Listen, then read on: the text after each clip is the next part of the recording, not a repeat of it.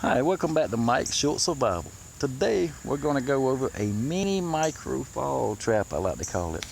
The most effective one I have ever used ever. Let's make this real quick here. We have a peg right here that is driven into the ground.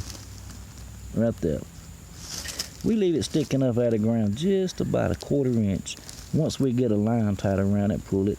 Because once the fall trap falls, you don't want it sticking way up to hold the trap up. You want it pretty close. Here is a notch carved all the way around the stick and the line tied here. So you got a couple of inches of fishing line. At this point, you have a number 7 notch. Let me explain number 7. If you take and cut straight into a pole and then angle down like you're drawing a number 7, you have a number 7 notch. That's what you see going on here. It is straight down and then notches back out.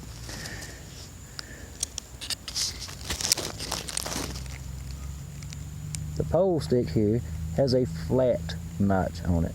It's cut flat to go against that number 7 nice and easy. This pole comes straight up from where it hooks into the trigger. It comes straight up. And a piece of fishing line goes over. And this fishing line right here is going right down and ties on the top of a forked stick. The forked stick cradles under and holds up the rock. That prevents you from tying fishing line to a rock and breaking it after 2 or 3 usages, or maybe even on the first usage of tying it. Nothing sharp against the line, and it shouldn't break. It's only holding up maybe 10 pounds, and it's 50-pound test line. I prefer to use a fall trap.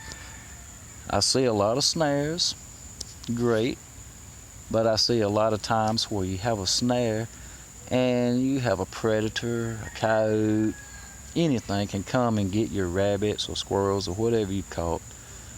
Whenever you're sitting here with something laid on top of it, it makes it a little bit harder for them to get, depending upon how big of a trap you make. This trap, I've used Paiute deadfalls.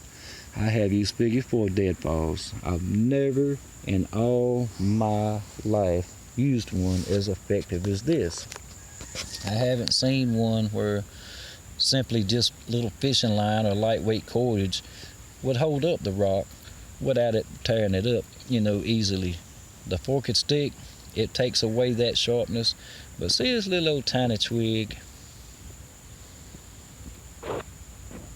There's nothing to the twig. I'm just going to show here. If the little bird comes right along in here, and all he has to do is just a little simple, and he's got. If you're into trapping in a survival situation, or whatever the reason, and you need to catch food, a simple bird, squirrel, rat, anything to eat to save your life, this trap don't take hardly any effort. It don't take hardly any type of material. It's all stuff you can find around. You can weave a little bit of cordage, but this particular trap is one that will guarantee feed. Thanks for watching.